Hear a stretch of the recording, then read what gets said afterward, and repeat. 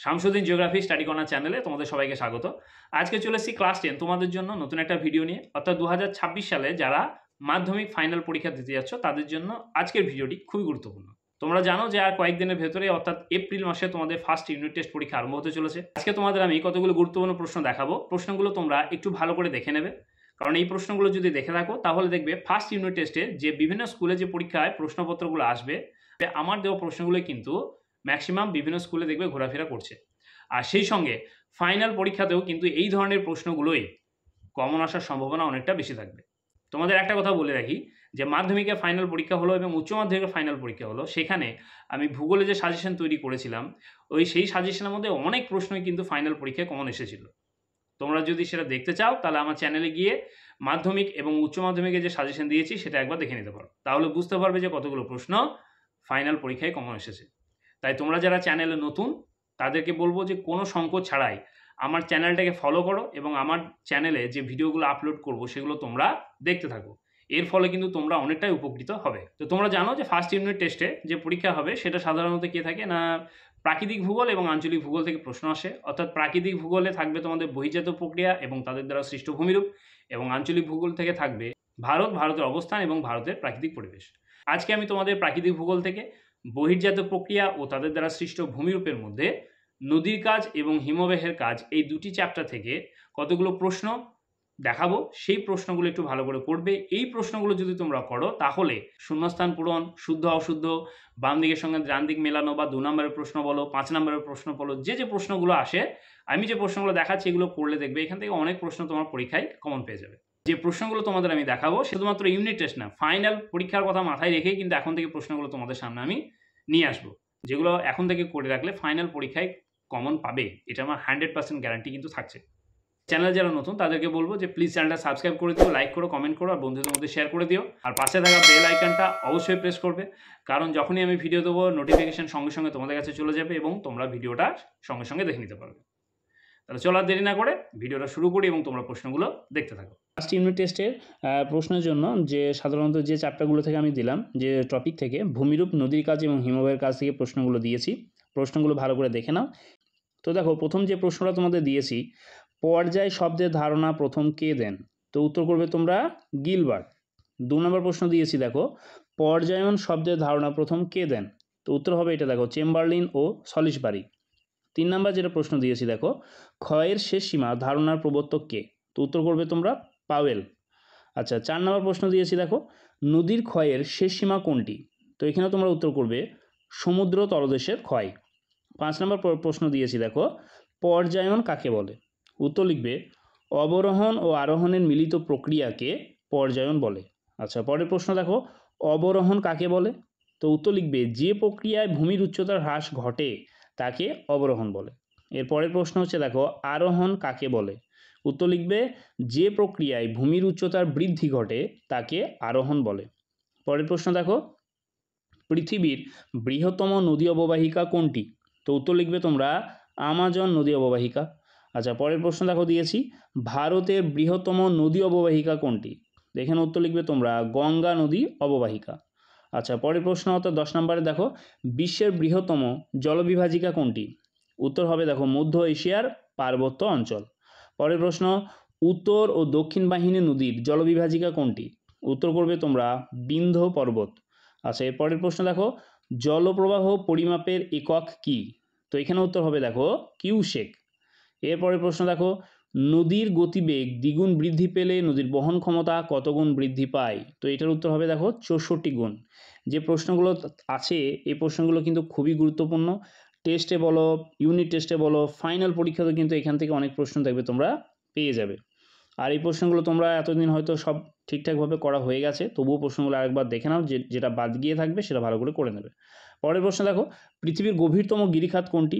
তো উত্তর করবে তোমরা কালিগণ্ডকী গিরিখাত। পরের প্রশ্ন 15 নম্বর দিয়েছি, দেখো পৃথিবীর দীর্ঘতম গিরিখাত কোনটি? উত্তর হবে দেখো ইয়াংশিকিয়াং নদীর ইচাং গিরিখাত। পরের প্রশ্ন দিয়েছি পৃথিবীর বৃহত্তম ক্যানিয়ন কোনটি? তো উত্তর লিখবে তোমরা আমেরিকা যুক্তরাষ্ট্রের নদীর গ্র্যান্ড ক্যানিয়ন। পরের প্রশ্ন ভারতের উচ্চতম জলপ্রপাত কোনটি? উত্তর হবে দেখো কুঞ্চিকল জলপ্রপাত, ভারাহি নদীতে দেখতে পাওয়া যায়। ঠিক আছে।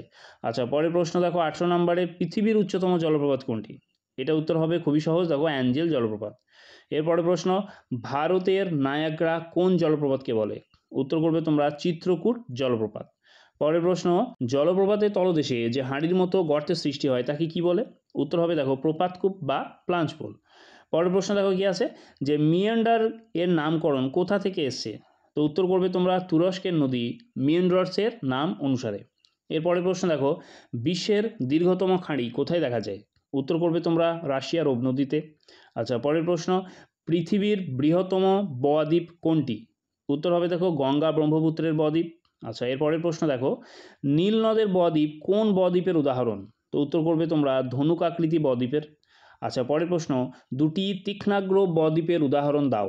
উত্তর হবে দেখো ইতালির তাইবার এবং স্পেনের রিও। এর পরের প্রশ্ন কি আছে দেখো, পাখির পা আকৃতির বদ্বীপের উদাহরণ দাও। উত্তর হবে দেখো মিসিসিপি, মিসৌরি। আচ্ছা, পরের প্রশ্ন 27 নম্বরে দেখো, পৃথিবীর বৃহত্তম নদীদ্বীপ কোনটি? উত্তর করবে তোমরা ইলহাদা মারাজো। এর পরের প্রশ্ন দেখো 28 নম্বরের, ভারতের বৃহত্তম নদীদ্বীপ কোনটি? উত্তর হবে দেখো ব্রহ্মপুত্র নদের মাজুলি। আচ্ছা, পরের প্রশ্ন দেখো কি আছে, সুন্দরবন কবে ওয়ার্ল্ড হেরিটেজ সাইট হিসেবে স্বীকৃতি পায়? উত্তর হবে দেখো 1987 সালে। আচ্ছা, পরের প্রশ্ন, কোন দ্বীপটি সমুদ্র সমতল থেকে জেগে উঠেছে? তো উত্তর হবে দেখো লোহাচড়া দ্বীপ। আচ্ছা, পরের প্রশ্ন, ফিওর্ডের দেশ কাকে বলে? উত্তর হবে দেখো খুবই সহজ, নরওয়েকে বলে। এর পরের প্রশ্ন দেখো, পৃথিবীর দীর্ঘতম হিমবাহ কোনটি? উত্তর করবে আন্টার্কটিকার ল্যাম্বার্ট হিমবাহ। আচ্ছা, পরের প্রশ্ন, ভারতের দীর্ঘতম হিমবাহ কোনটি? উত্তর হবে দেখো সিয়াচেন হিমবাহ। আচ্ছা, পরের প্রশ্ন, পৃথিবীর দীর্ঘতম ও বৃহত্তম পার্বত্য হিমবাহ কোনটি? উত্তর করবে তোমরা আলাস্কার হুভার্ড। পরের প্রশ্ন দেখো, পৃথিবীর বৃহত্তম মগ্নচড়া কোনটি? উত্তর করবে তোমরা গ্র্যান্ড ব্যাংক মগ্নচড়া। আচ্ছা, পরের প্রশ্ন দেখো, বহিবিধৌত সমভূমি নদী দ্বারা বিচ্ছিন্ন হলে তাকে কি বলে? উত্তর করবে দেখো ভ্যালি ট্রেন। পরের প্রশ্ন, বাস্কেট অফ এগ টোপোগ্রাফি কোন ভূমিরূপকে বলে? উত্তর হবে দেখো ড্রামলিন। পরের প্রশ্ন, কেটল হ্রদের তলদেশে সঞ্চিত হিমবাহগুলিকে কি বলে? উত্তর করবে দেখো ভার্ব। পরের প্রশ্ন দেখো, প্যাটার্নস্টার হ্রদ কি? উত্তরে লিখবে হিমশিড়ির বেসিনে বরফ গলা জলে সৃষ্ট হ্রদকে প্যাটার্নস্টার হ্রদ বলে। পরের প্রশ্ন, পার্বত্য হিমবাহের শীর্ষদেশে হিমবাহ ও পর্বত গাত্রের মধ্যে সংকীর্ণ ও গভীর ফাটলগুলিকে কি বলে? উত্তর লিখবে তোমরা বার্গ স্রোন্ড। পরের প্রশ্ন দেখো, ধারণ অববাহিকা কোথায় সৃষ্টি হয়? তো এটার উত্তর করবে তোমরা নদীর উৎস অঞ্চলে। আচ্ছা, পরের প্রশ্ন 42 নম্বরে দেখো, চুনাপাথরযুক্ত অঞ্চলে নদীর ক্ষয়কার্যে কোন প্রক্রিয়ার প্রাধান্য দেখা যায়? তো উত্তর করবে তোমরা দ্রবণ কার্যের।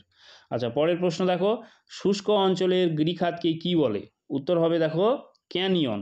তো এই প্রশ্নগুলো দেওয়া থাকছে, প্রশ্নগুলো খুবই গুরুত্বপূর্ণ, ভালো করে করো। এরপরে যে ভিডিওটা আনবো সেখানে তোমার বায়ুর কাজ আছে, এস্থলিক পরিবেশগুলো আছে ভারতের, সেখান থেকে যে চ্যাপ্টারগুলো আছে প্রতিটা টপিক ধরে ধরে আমি যে প্রশ্নগুলো ইম্পর্টেন্ট সব প্রশ্নগুলো দিতে থাকবো। তোমরা এগুলো দেখো এবং এখন থেকে তৈরি করতে লাগো, দেখবে ফাইনাল পরীক্ষার সময় খুব একটা ভালো রেজাল্ট তোমাদের তৈরি হয়ে যাবে। আর কিছু যদি বুঝতে অসুবিধা হয় অবশ্যই আমাকে কমেন্ট করবে, কমেন্টে আমি উত্তর দিয়ে দেবো।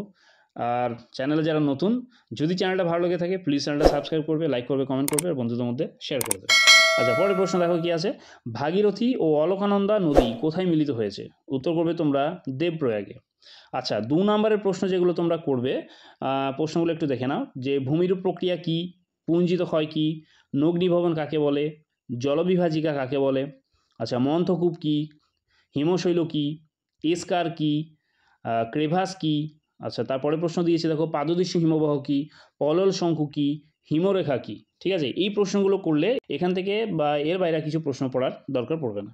আচ্ছা, এরপরে দেখো দেওয়া আছে যেটা যে 3 নম্বরের প্রশ্ন কোনগুলো আসতে পারে। দেখো শাখা নদী উপনদীর মধ্যে পার্থক্য করতে হতে পারে, ঠিক আছে, এটা দেখে রাখবে। নদীর ক্ষয় কাজ ও বহন কাজের প্রক্রিয়াগুলো লেখো, এটা একটু দেখে রাখবে। আচ্ছা, নদীর মোহনায় বদ্বীপ সৃষ্টির অনুকূল অবস্থা, এগুলো তোমাদের অবশ্যই করা হয়ে থাকবে, যদি বাদ দিয়ে থাকে প্রশ্নগুলো একটু করে নেবে। আর নদী উপত্যকা হিমবাহের উপত্যকার মধ্যে পার্থক্য লেখো, এগুলো সব 3 নম্বরের জন্য।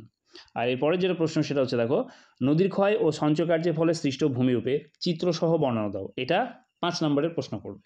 তাহলে এই গেল মোটামুটি তোমাদের এই 2-3টে যেটা টপিক আছে বা সিলেবাসে সেটা সম্পর্কে আলোচনা। আজকের মতো এখানেই, দেখা হচ্ছে পরের ভিডিওতে খুব তাড়াতাড়ি বাকি টপিকগুলোর প্রশ্নপত্রের আলোচনা নিয়ে।